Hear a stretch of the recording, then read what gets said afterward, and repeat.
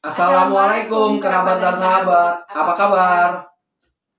Pak kan kemarin itu rame-rame tentang uh, ucapannya Ibu Puan Maharani ya, Ibu atau Mbak Puan Maharani deh. Ketua DPR kita. Ketua DPR Iya. kita, yang ada yang berpikir bahwa mungkin ini keselo lidah atau gimana, atau mungkin ya karena terbawa suasana lagi situasi saat itu. Nah, menurut Bapak gimana sih? Kalau saya itu punya pikiran, selain apa yang diucapkan, kita mesti ngelihat siapa yang mengucapkan. Itu kan diucapkan di acara politik ya. Waktu partainya, jadi waktu saat itu statusnya dalam fungsi partai, bukan sebagai ketua DPR. Sebagai orang partai, dan dia kan darah biru di partai itu ya. Dan bisa dikatakan yang dipersiapkan akan jadi ketua umum menggantikan ibunya.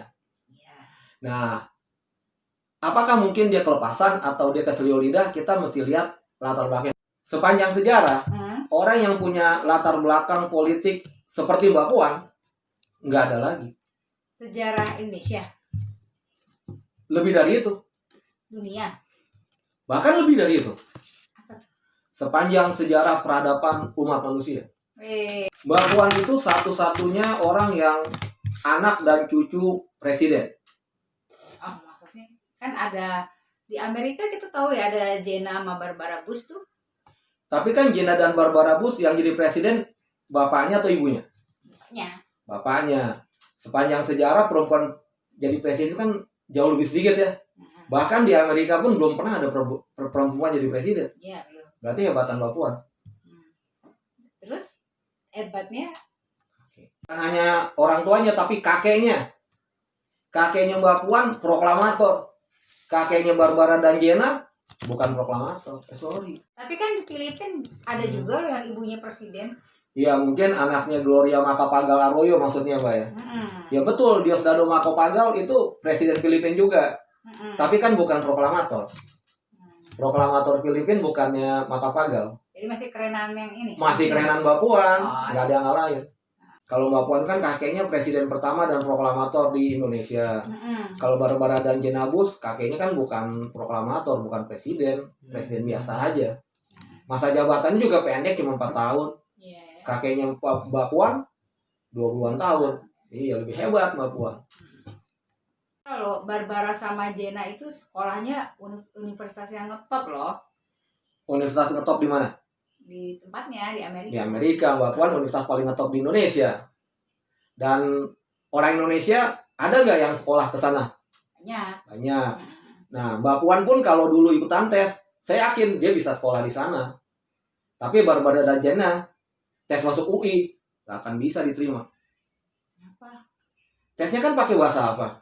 Indonesia ya. Mbak Puan fase bahasa Inggris.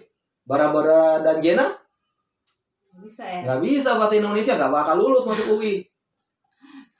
Itu yang buat bahasa pengantarnya bahasa Inggris. Iya, tapi zaman mereka lulus SMA udah ada belum? Belum. Nah, belum, berarti zaman dulu tetap aja. Masa dia sekarang mau kuliah lagi kan udah umur 40. Kira maksud dan tujuan yang bicara yang jadi kontroversi kemarin itu apa ya? Nah, kita kan nggak tahu karena kita kan rakyat. Sementara beliau kan politisi tingkat atas ya. Malang melintang lah. Iya, udah pernah jadi menteri segala macam. Jadi seperti main catur, Mbak. Maksudnya? Kalau main catur kan tujuan akhirnya apa? Menang. Gimana orang bisa dikatakan menang? Ya, rajanya masih bertahan. Nah, kalau rajanya udah jatuh, maka berarti yang menjatuhkan raja lawan tuh yang menang, betul ya? Iya. Sekarang kan politik kita lagi seperti main catur itu dengan tujuan utama adalah pemilu 2024. Itu tujuan akhirnya. Sekarang nih baru kalau main catur pembukaan aja. Apakah pembukaannya pakai Nimzo atau Gambit? Nah, yang ngerti orang main catur. Yang ngerti Grandmaster. Grandmaster kalau baru 1-2 langkah pikirannya udah panjang ke depan. Tapi pemain pemula, wah ini masih bingung. Nah mungkin kita kan pemain pemula. Beliau kan Grandmaster. Jadi mungkin langkah-langkah tersebut tidak dipahami oleh para pemain pemula. Tapi kira-kira sama Grandmaster udah ngerti belum? Sesama Grandmaster pasti ngerti lah. Grandmaster kan bukan cuma satu. Grandmaster yang lain juga sekarang lagi main-mainin pembukaannya. Ada intip-intip juga ya. Udah intip-intip, udah bisa lihat gitu. Nanti kita bisa lihat menjelang 2024 sama kayak main catur. Itu kan biji-biji udah berkurang. Buah-buahnya udah berkurang. Mungkin kalau main catur kan biasa ya. Grandmaster korbanin pion satu untuk dapetin gajah misalnya. Atau dapetin kuda. Korbanin kuda untuk dapetin benteng. Atau korbanin 2 kuda dapetin menteri. Tujuan akhir jatuh raja lawan. Nah sekarang ini permainan Grandmaster nih lagi pembukaan aja, belum kelihatan. Nah kita sebagai rakyat nonton aja terus. Kalau umur panjang 2024 kita bisa lihat. Lihat aja sampai 2024 ya gimana langkah-langkah catur. Iya, kita lihat sampai 2024 langkah-langkah catur para Grandmaster politik Indonesia. Kita lihat aja sebagai rakyat, kita kan cuma bisa nonton.